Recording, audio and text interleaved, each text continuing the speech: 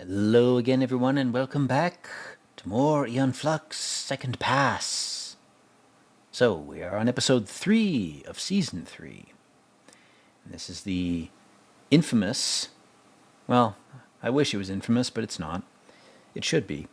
Episode about the separation between Brenya and Monica, or East and West Germany, and also the I guess it is a military-industrial complex, but it's a pharmaceutical military-industrial complex. And again, we have the same sorts of themes we've been talking about with elites, with fetishes, structuring society around their bullshit.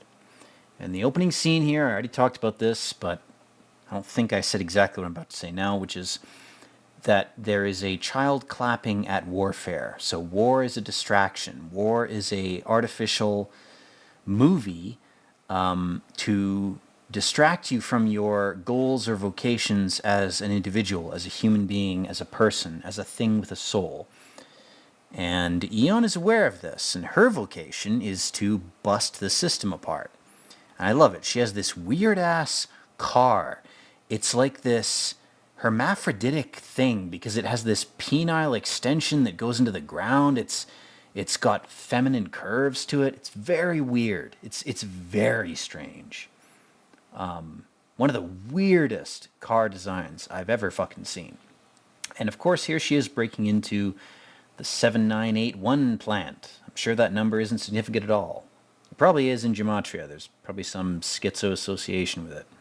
But that's all bullshit. That's, again, a distraction.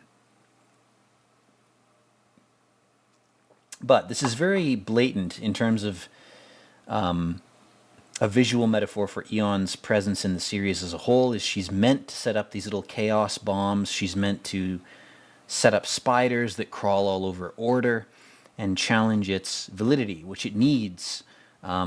Any system that wants to order things has to be challenged, because if it's not, there's no checks or balances for whether or not that system of order is good, because contradicting the false binary of chaos and order, or good and evil, there are plenty of lawful evil people who are starting to oppose order even today on societies. And there are plenty of chaotic good people that use chaos as a means to destroy illegitimate or ineffective forms of order. So again, the binary system is bullshit. That's a lot of what this series says, and it says it very subtly. And I love it. This guy, he's only got 2 fingers, you know? And Goodchild is so hypnotized by science, or seance, which is a very similar word to science, that he thinks, oh, well, society doesn't need a balance between order and chaos that's more complex. It just needs a binary. It's just the binary wasn't good enough the last time. The capitalist communist binary wasn't good enough. We just have to make it again, but make it better. And then we have these 2 characters. And again, this woman, she's looking through 2 stockings. And Onan, the jack-off king, the king of gooning, he lives his life according to his fetishes. He has all these righteous beliefs, but he's just fetish-driven, like most people are, elites or NPCs. And this chick, again, she's like a wannabe Eon.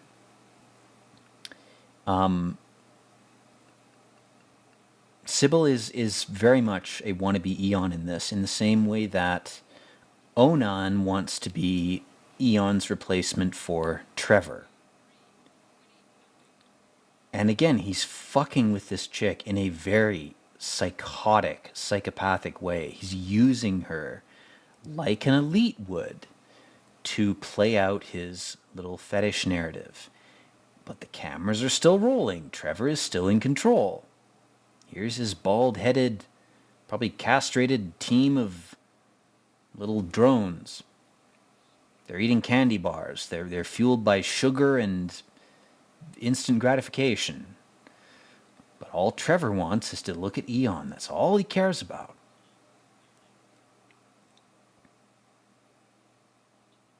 And maybe some part of Onan does want Sybil to succeed. Maybe he's not totally evil, but we don't know.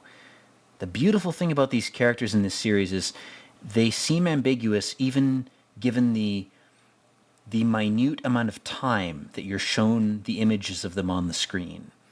Their complexity as characters is conveyed despite the lack of exposure to the images of those characters. That is the mark of art, is it does a lot with a little.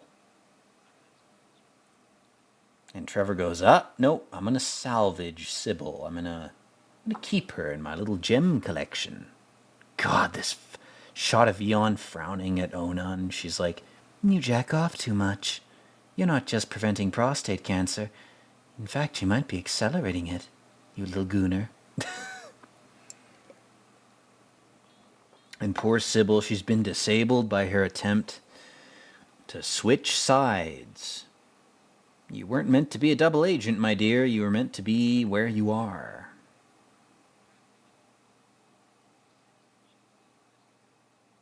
And again, Trevor's scientific, I don't know, what did I call it in the last review?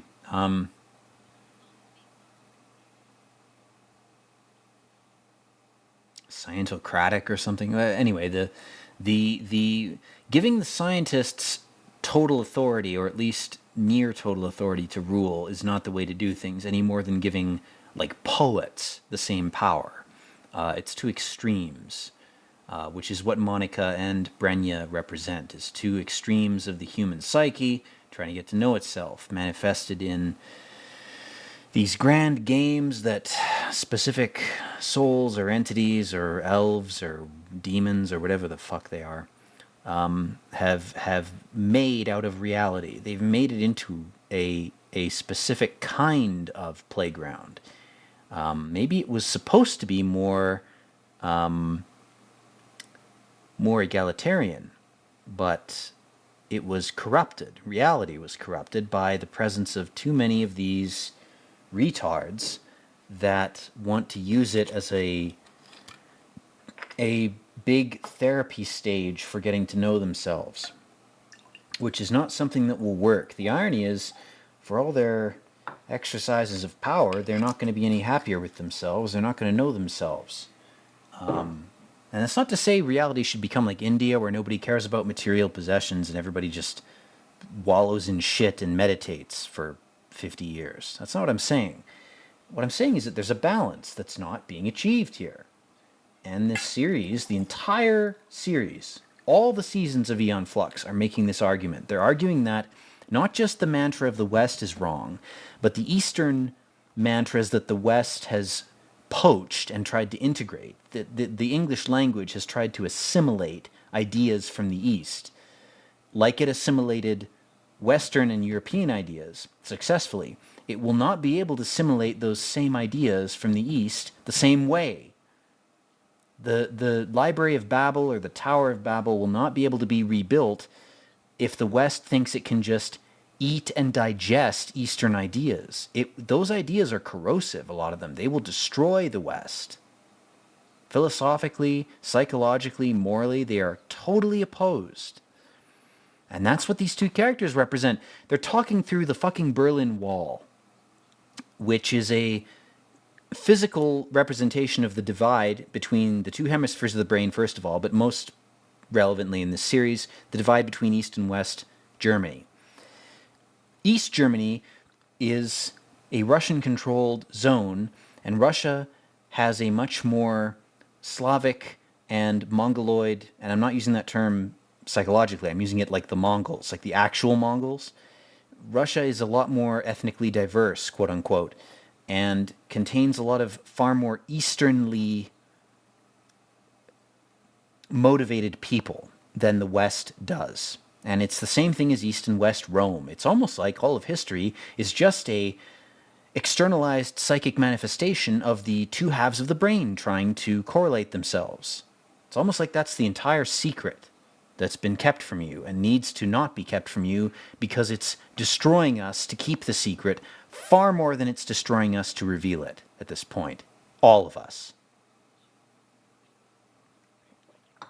So again, Onan, he's like, I'm sexually cool. I can fuck with East or West.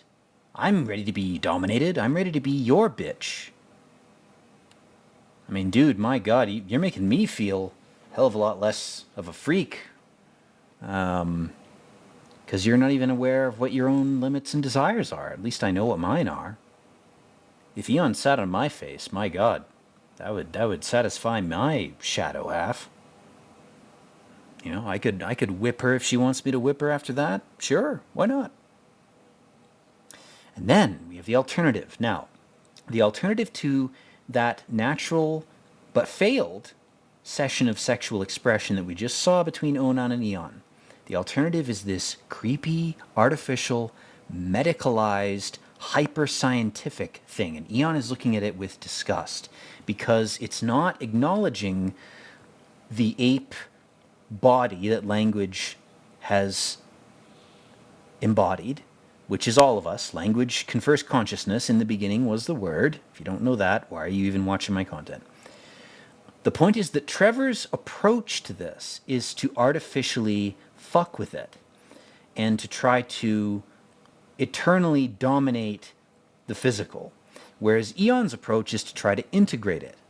And because she is, from Trevor's perspective, a far more chaos-embracing kind of entity, her perspective on all this is totally alien to him. He can't understand it. He thinks it's wrong. He thinks it's evil.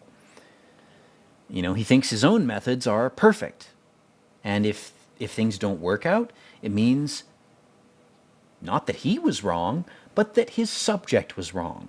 And we see that in this relationship that he tries to establish between him and Sybil.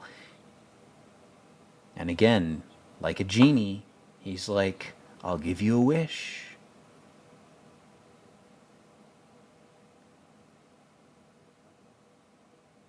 And she passes a test. You know, it's like the genie asking, what's your wish? Don't wish wrongly.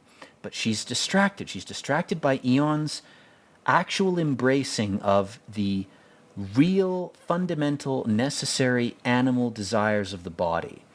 And it's better to just give them an outlet that's at least effective, if not productive, rather than to deny the body any outlet, which is what Trevor wants to do. He wants to artificialize and industrialize and systematize and automate every human bodily desire. And Sybil, she's saying to him, you might as well just kill me, because this system is so repugnant to my body that my mind is rebelling.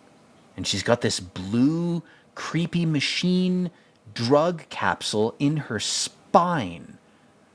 Literally, a vertebrae in her spine has been replaced by this adrenochrome-like, addiction, subscription-based kind of bullshit.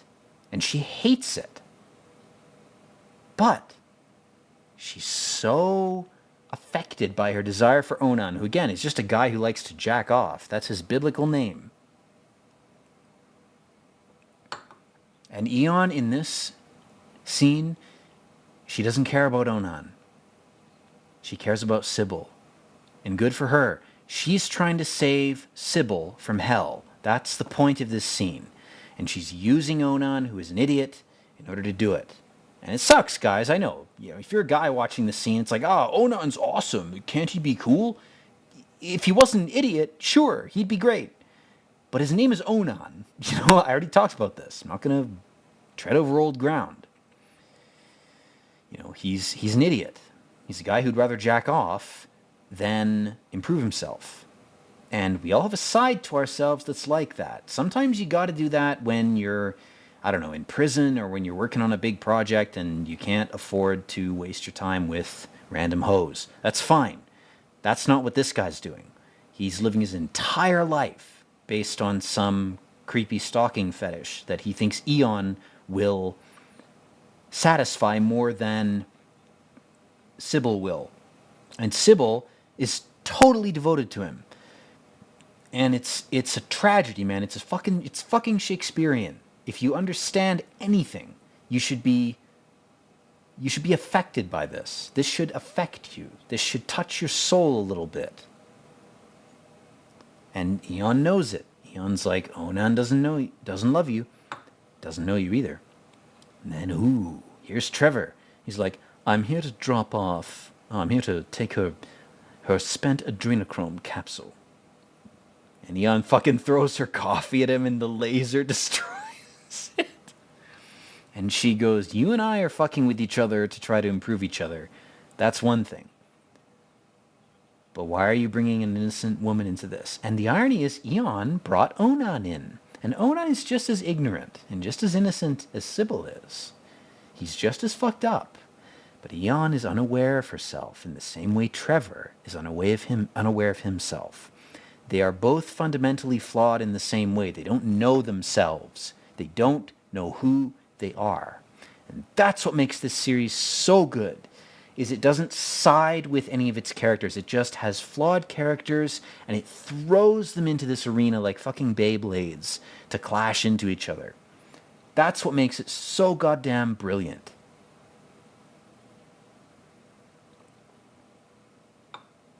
And Eon's misinterpreting this chick, and she talks about C-section.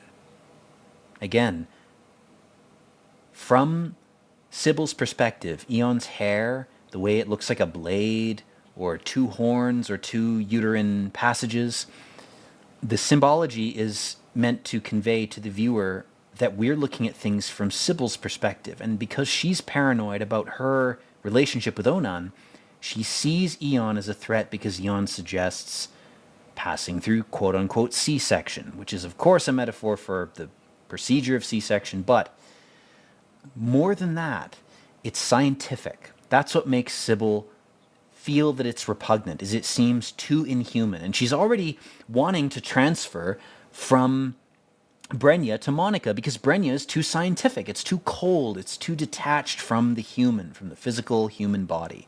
And so when Eon tries to save her, Eon says, well, let's go through C-section.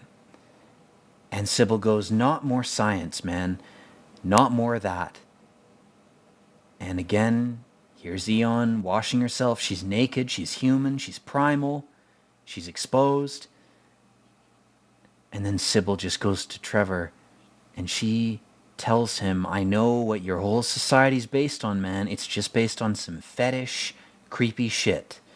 The whole science thing is an excuse to probe me, to dissect me while I'm still alive. And he takes out her little spinal adrenochrome capsule and her legs straight up don't work. She's straight up crippled by quote-unquote science that is supposed to save her. And in the meantime, Eon is fucking with Onan. But to Eon's discredit, she's doing this to ingratiate her own sense of righteousness. She doesn't actually hate Onan. She just hates that Trevor has a captive prisoner that she wants to save, and she can't save Sybil. So she's like, if I can't save Sybil, I'll fuck with Onan. Again, psychopathic, but these characters are weird-ass, futuristic characters. And their response to their own society that generated them and sculpted them, cut them like crystals, is to behave exactly as they were cut. And that's the tragedy, is they can't recut themselves. They can't escape from their little genie lamps, their little prisons. They're too retarded to escape. And poor Sybil, she's like, Trevor accessing my orgasm nerve from my spine is too creepy. I'd rather just be naturally fucked. This creepy, fake, scientific orgasm shit is cold and weird, and I don't like it. And I love this scene. Trevor just straight up has like, he's like, I have rocket boots, bitch. Bye-bye. It's like a Sonic game. He's like, I'll use my rocket boots to go to the next stage. It's so fucking stupid. And Sybil, this poor bitch, she's been addicted to adrenochrome by Trevor.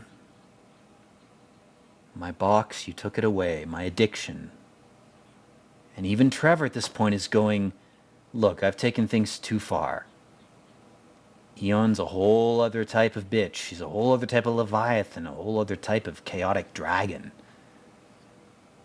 And to his credit, Trevor's like, look, I just wanted you to stay with us. I just wanted you to stay with me. You probably would be better off in this society because Eon and Onan have given you delusions of grandeur. They've deluded you into thinking you can be a rebel. And it's the same thing as Gildemir from episode 1. Trevor's like, look, I may be a creepy elite weirdo who has to control people to justify my own existence, but your existence doesn't have to be this way. And he has this moment of mercy where he's like, you shouldn't be here.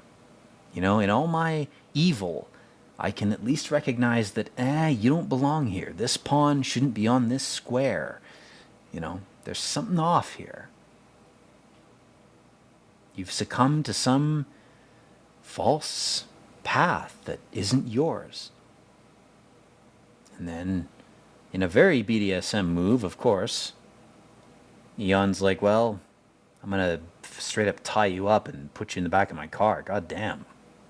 Some crazy fetish shit. And then Onan comes back and he's realized that he was wrong. And he wants to stay here with her. That's what he's saying. He's saying, don't go to Monica, stay here with me, and I'll be your boyfriend or your husband. I'm not trying to convert you. I'm not trying to make you jump across the gap. But she's been hypnotized too much by that dream. And now he can't save her. And even Eon is like, don't fucking do it. And both Onan and Eon are like, Sybil, we're just trying to help you. You're hypnotized by a dream that's not yours. But it's too late. She thinks she's so badass that she can get through the system. Should have had a blaster pistol with her, man. She could have cut those wires with a fucking laser gun.